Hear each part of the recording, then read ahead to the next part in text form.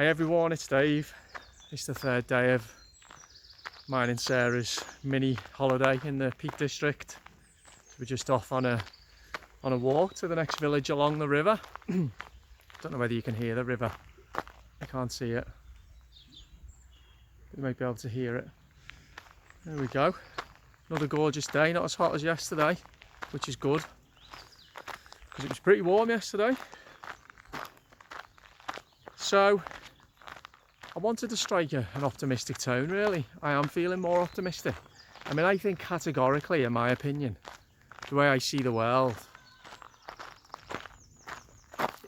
the way I see it categorically, 100%, we're in a better place now with regard to society's awareness of what's really going on than we were 6 months ago, certainly 12 months ago.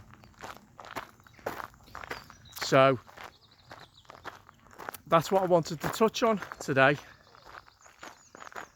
Now, as I've remarked before, I think that we are undergoing, have undergone and are continuing to undergo a revolution, a media revolution, a political revolution, an economic revolution, a social revolution, a health revolution, and an AI revolution. And these revolutions are all happening simultaneously and are not being driven by what you would term ordinary citizens. However, every revolution always leads to a counter-revolution, and a counter-revolution is exactly what is required. And when I talk revolution, it does conjure up images sometimes of blood flowing down the streets. I'm not talking about that.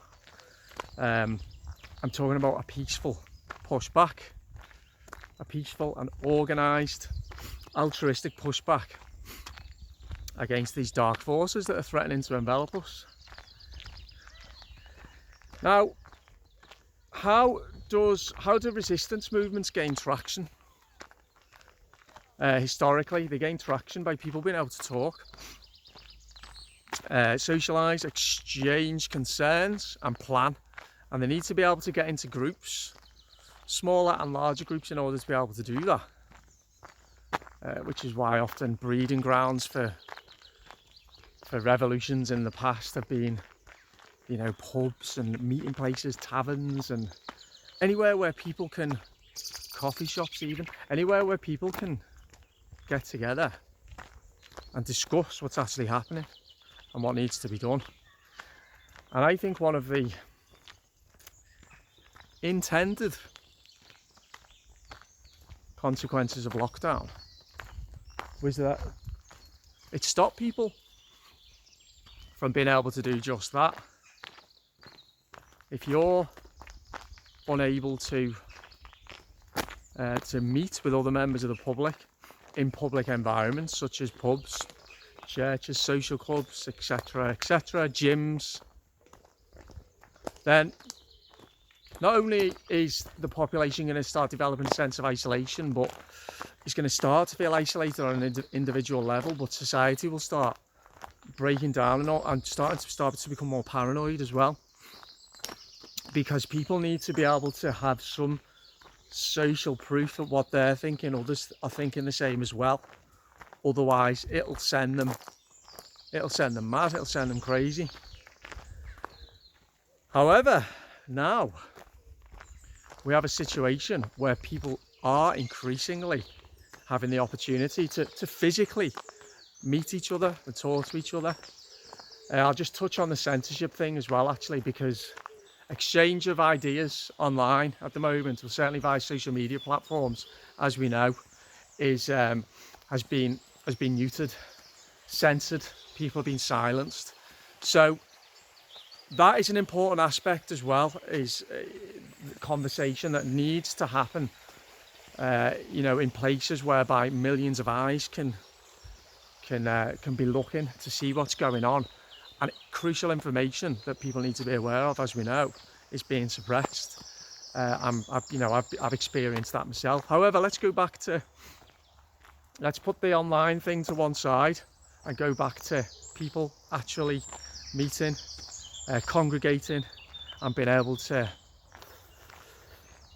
not even to necessarily to plan what needs to be done, merely to reinforce that element of human contact, share concerns, start realising that what's happened in the last year and what people have agreed to, the complete erosion of what it is to be human, the complete erosion of civil liberties, of freedoms, and the sense of isolation, none of that is normal.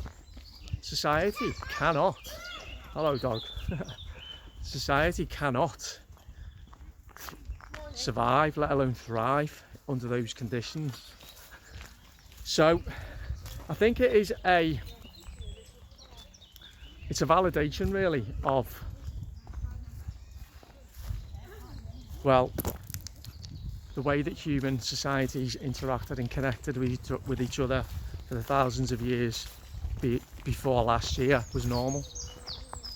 Last year was completely abnormal. So it's that sense of connecting, of building communities again. Now, the other thing that I was thinking about as well was, I've been hoping that the weather gods are going to smile on us this summer, because if you've got the sun out and warm weather and there's no rain, people are going to be more likely to go outside and to go out, and you're going to have more large social gatherings as well. And lo and behold, after an absolutely awful May, that's exactly what we've got. So long may this nice weather continue. And I'm seeing, to go back to what I was talking about at the start, when I said, in my opinion, categorically, 100%, my perception is that society is waking up more and more and more, very quickly as well, very quickly, to what's the bigger picture, to what's really going on here, and to the perilous waters, the dangerous, uncharted territory that we're in as a Western world. And that for me is the counter-revolution, because it's countering the restrictions, countering the claustrophobia, countering the tyranny.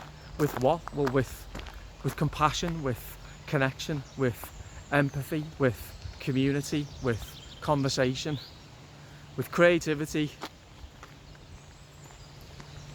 All of these aspects that a society needs in abundance in order to be able to thrive, and which have been sadly missing for not only last year, but I'd say go back a couple of decades. The Great Awakening, as many are calling it. So I feel more optimistic. I genuinely am. As you know, I don't do optimistic videos unless I'm really seeing it, and I am seeing it. So I just wanted to leave you with, leave on that optimistic tone. Here's the river behind me here. There we go. You see that? That's the torrent of truth pouring down. There we go. The stream of consciousness. Anyway, I'm going to leave you there. I hope you have a great rest of the day. Please subscribe if you do like my content, and let me know whether you agree with what I've said and what your perception is of where we are at the moment. And I'll speak to you very soon. Okay, bye bye.